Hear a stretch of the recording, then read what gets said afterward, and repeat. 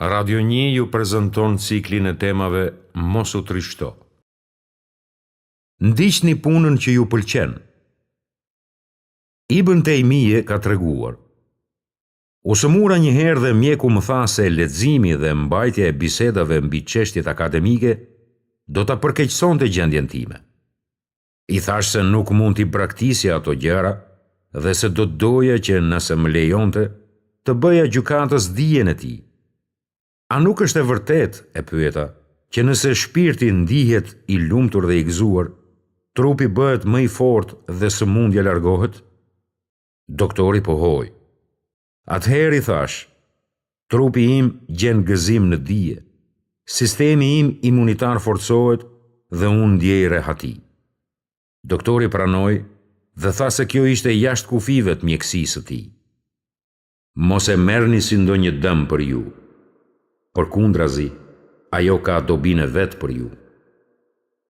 Thellohu. Dy gjëra kur kombinohen së bashku, sjellin lumturi për besimtarin. E para është kur i ndihmojnë të tjerët apo u bëjnë shërbim atyre. E dyta është kur kuptojmë se nuk jemi krijuar rastësisht apo pa një qëllim. Libri El Elam i Zerkeliut është plot me biografi politikanësh, dietarësh, shkrimtarësh dhe doktorësh lindor e perëndimor. Faktori i përbashkët midis atyre të gjithëve ishte se kishin efekt ndikues mbi të tjerët. Pasi lexova jetëshkrimet e tyre, fillova ta çmoj edhe më shumë premtimin dhe rrugën e Allahut. Ai që përpiqet për diçka në këtë botë, do ta marrë hakun e vet duke u bërë i famshëm, i njohur apo i pasur, në varësi të qëllimeve të tija në secilin rast. Ndërsa ai që përpiqet për përjetësinë, do t'i shohë rezultatet edhe këtu edhe atje, duke u sjellur dobi të tjerëve dhe duke marrë shpërblimin e Allahut. Zoti i lartësuar thot: ne secilit, atyre dhe këtyre, u japim nga të mirat e Zotit tënd, dhe dhënia e Zotit tënd nuk është e kufizuar. Duke lexuar këtë libër, vërejta se ata gjeni që i kontribuan njerëzimit nga radhët e jo besimtarve, u dhan lumturi të tjerëve në vend të vetes. Disa prej tyre bën jetë të mjera, të tjerat ishin të pakënaqur, ndërsa disa të tjerë shkuan në skajin e kryerjes së vetvrasjes. Pyeta veten, ku është dobia e kënaqjes së të tjerëve duke qenë vetë i mirë? Gëzove shumë njerëz, por vetë je i miruar. Të tjerët i bëre të qeshin, e vetë qani dëshpëruar. Pash se Allahu i dha secilit prej këtyre gjenive atë që desh ai, duke mbajtur premtimin e tij. Disa prej tyre fituan çmimin Nobel, sepse këtë kërkuan dhe synuan. Të tjerë u bën të famshëm sepse ky ishte qëllimi i tyre i lartë. Prap të tjerë u bën të pasur për shkak të dashurisë së tyre ndaj paras dhe luksit. Mirëpo kishte robër të përzotshëm të Allahut që arritën shpërblimin e tyre në këtë jetë dhe në përjetësi, e të cilët u përpoqen të kishin mirësinë dhe kënaqësinë e Allahut. Një bari i thjesht dhe vesh musliman në gadishullin arabik ishte më i lumtur për brenda se Tolstoi, për shembull. Përse vallë? I pari bëri një jetë të qetë, duke e ditur se ku shkonte në këtë jetë dhe në përjetësi. I dyti nuk i kënaqi kurrë dëshirat e tij plotësisht dhe nuk kishte ndonjë ide se ku po shkonte. Muslimanët kanë shërimin më të mirë që ka njohur njerëzimi ndonjëherë: besimin në atë që është caktuar nga Zoti, të cilin e kam diskutuar për gjatë tërë këtij libri dhe jo pa qëllim. E di se unë dhe të tjerë si vetja ime besojmë në konceptin islam të kaderit, kur gjërat shkojnë sipas pëlqimit ton, por priremi të ankohemi kur nuk shkojnë sipas dëshirave tona. Ja përse një nga shtyllat e besimit ton është besimi në kaderin, të keqen dhe të mirën në të, kur është i ëmbël dhe kur është i hidhur. Ati që beson në Allah, Allahu do t'ja udhëzoj zemrën. Do të doja t'ju tregoj disa ngjarje lidhur me kaderin.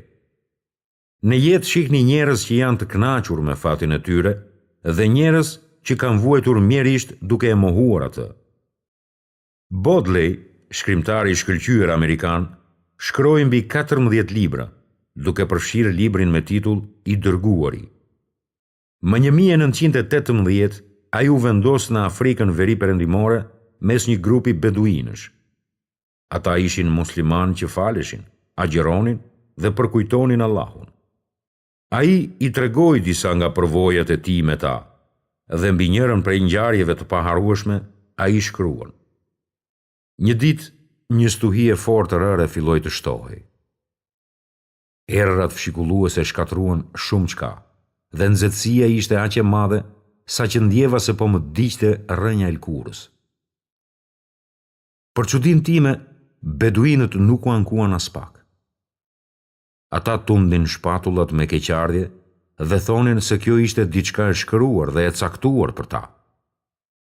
Ata ju kthyen punës së përditshme me zell.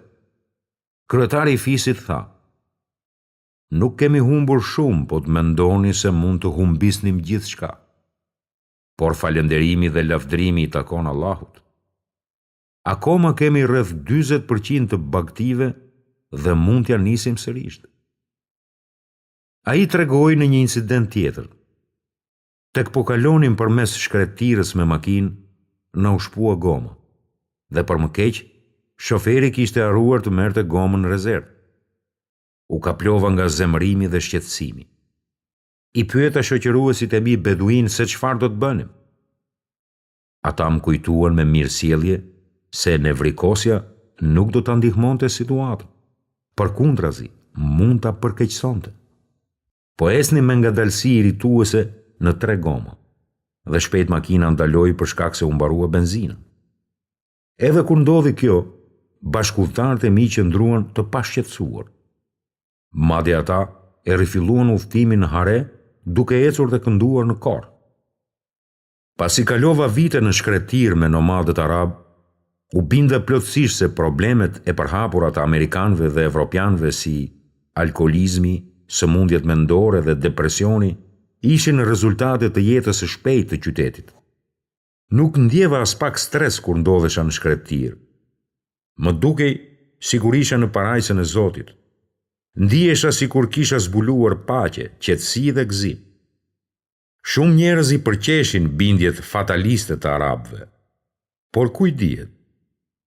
Ndoshta arabët kanë me vete të vërtetën, sepse teksa kujtoj ngjarjet e skaluarës, kuptoj se jeta ime përbëhej nga pjesë të palidhura që ishin fryt I ngjarjeve ose ndodhive që mu imponuan pa patur ndonjë përzgjedhje timen. Arabët I quajnë këto kada dhe kader nga Zoti. Si përfundim, kanë kaluar 17 vjet që kur kam lënë shkretirën dhe akoma mbaj qëndrimin e arabëve lidhur me kaderin e Allahut. Ngjarjeve që janë jashtë kontrollit tim u përgjigje me qetësi, vetë përmbajtje dhe durim. Kjo cilësi që e kam mësuar nga arabët ka bërë më shumë për të më qetësuar nervat dhe ulur stresin se ç'mund bëjnë mira receta me qetësues. Duke komentuar fjalët e Bodleyt, së pari do të theksoja se burimi I së vërtetës së beduinëve ishte I dërguari I Allahut, Muhamedi. Thelbi I mesazhit të tij ishte t'i shpëtonte njerëzit nga kuturisja e pashpresë, t'i nxirrte ata nga errësira në dritë. Ky mesazh fisnik përmbante sekretin e paqes dhe të shpëtimit, njohjen se Allahu ka caktuar gjithçka për njerëzit dhe se në të njëjtën kohë secili duhet të punojë e të përpiqet me sa mundet për të arritur synimet e tij. Mesazhi fisnik I Islamit erdhi të tregonte vendin tënd në gjithësi, që të jesh personi ideal I cili e njeh sekretin dhe qëllimin e ekzistencës njerëzore. Rruga e mesme. Kështu ju bëm një popull të mesëm. Lumturia gjendet mes 2 skajeve, teprimit dhe mospërfilljes. Rruga e mesme është shtegu I udhëzuar në mënyrë hyjnore që na shpëton nga e devijuara e qartë e 2 ekstremeve. Për shembull, ekstremet e judaizmit dhe të krishtërimit. Hebrejt kishin me vete dije, por ata shpërfillën veprat. Të krishterët adhuronin së tepërmi, duke i anashkaluar tekstet që ju shpallën. Islami erdhi si me dijen, ashtu edhe me veprimin. Ai u kujdes edhe për trupin, edhe për shpirtin. Ai e njohu edhe shpalljen, edhe mendjen, duke ja dhënë secilës vendin e vet. Kur tregojeni të matur në adhurim, ju ndiqni rrugën e mesme. Kjo do të thotë se nuk duhet ta teproni në kryerjen e akteve të adhurimit që ju lëndojnë dhe dobësojnë trupin. E as nuk duhet i braktisni veprat vullnetare të adhurimit duke shpërfillur të detyrueshmet. Në harxhim nuk duhet të jeni ekstravagant duke i tretur së kotit të ardhurat tuaja, por as nuk duhet të jeni koprac. Maturia në karakter do të thotë të gjeni një nivel midis rreptës dhe së butës, midis vrazhdësisë së përhershme dhe qeshjes së përhershme, dhe midis izolimit dhe shoqërimit të tepërt. Islami siguron një rrugë të mesme dhe të drejtë në të gjitha çështjet. Allahu me mëshirën e tij i udhëzoi ata që besuan tek e vërteta e asaj për të cilën ishin kundërshtuar.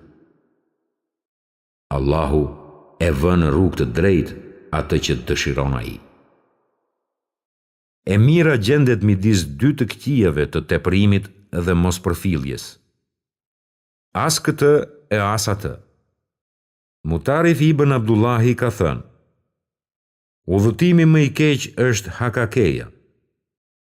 Hakakeja është një udhëtim në të cilin udhëtuesi është i nxituar e i ngutshëm, duke e stërmunduar si veten ashtu edhe kafshën e tij.